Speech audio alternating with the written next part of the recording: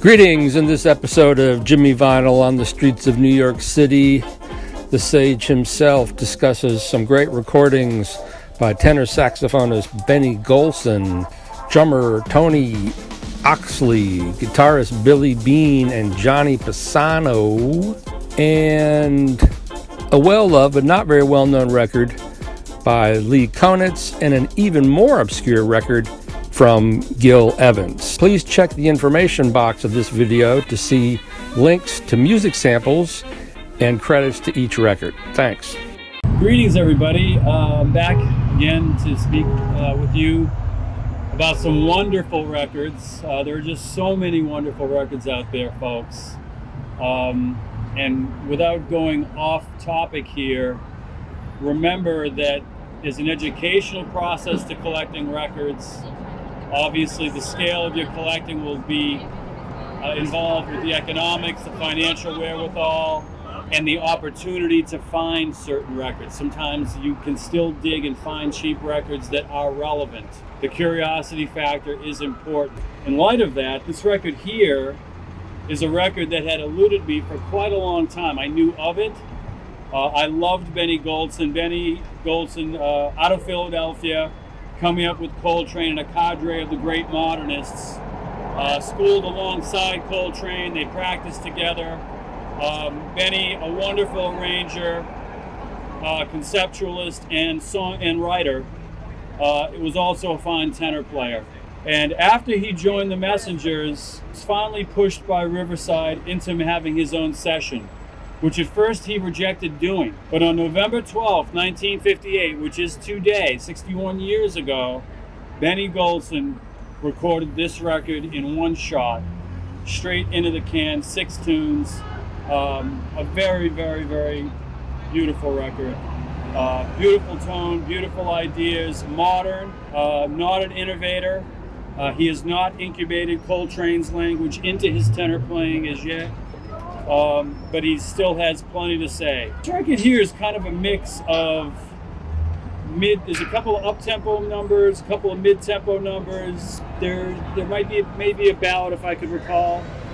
But I wanted to share this record with you today because Golson, actually before this record was made, had to be convinced for over a year to finally make this record. So it makes you realize that people, even when they're really good at what they do, sometimes have doubts and sometimes are working through things within their own reality that allow them to ascend to greater heights. And Benny Golson is one of these figures.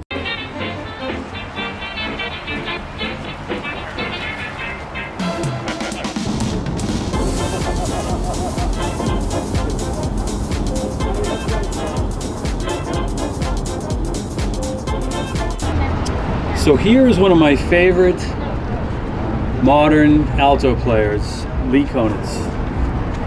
And Lee has had an incredible career. He's probably pushing 90 now, and he's probably still making great records. I haven't kept up with everything that he's done recently. But these records here on Atlantic, coming out of the Tristano experience, he's got the whole Tristano gang on this record, Billy Bauer, Sal Mosca, the rhythm section.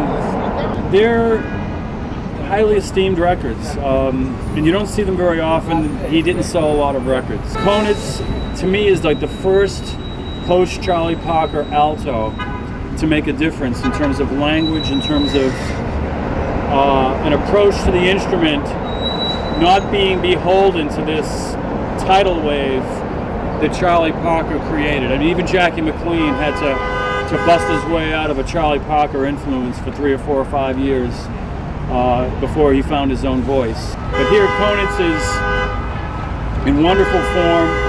The music is harmonically challenging, lyrical, timeless. And it stands up right now, actually. And, you know, you have to give Atlantic a lot of credit for having the foresight to record Lee Konitz. I mean, granted, he was in the no-net, in the Miles Davis no-net sessions from 1949, and he was a significant part of that, and he was a significant player at that point. But he came to the mid-50s and made just a number of these great records for Atlantic, and then ended up signing with Verve, and of course those are great records as well. Motion is a masterpiece with Elvin Jones and Sonny Dallas. These records need to be looked at more closely by anyone who is into modern jazz. So I give this 4 to 5 stars, and kudos to Lee Konitz. Thank you so much, Lee, wherever you are, for bringing so much relevance to the modern scene outside of what appeared to be an influence that would be insurmountable for most musicians.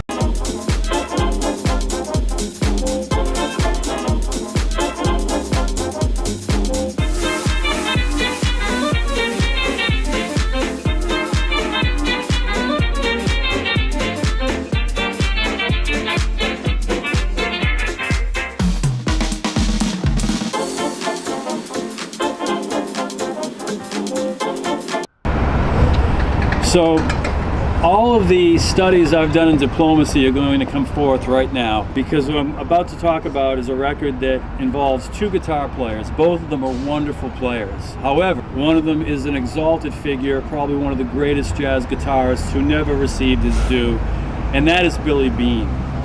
That's not taking anything away from John Pisano, who's had a wonderfully long, productive career. But this record are the 2 of these guys complementing each other beautifully. Their languages are a bit different, but yet complementary. You can definitely tell the difference between these 2 guys. But what it is, it's a smaller group swinging session on the Decca label from the late 1950s. What's significant about this record is that the previous recordings were more third stream and more impressionistically orientated. They did other duo records? They did other duo records. The records were, it's a mood jazz, and a lot of these records are beautiful because of the textures, because of impressionism, because of the, I don't want to say it's third stream on their sleeve.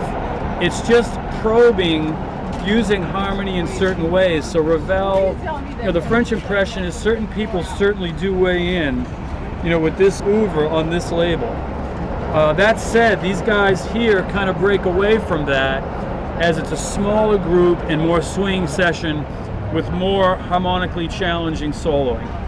So, and Billy Beane is taking the fore with that primarily. His lines are, he's absolutely one of the greatest jazz guitarists of all time, bar none. He slipped out of the scene in the early 1960s, where he was actually bankrolled by Riverside to make a trio record with Walter Norris and Hal Gaylor on bass, which is actually a nice record. It's a little bit of a sleepy record. There's not too much assertiveness to that record, but that record didn't really do much. Is this their last duo record, these 2? This is the last one these 2 made together, yes.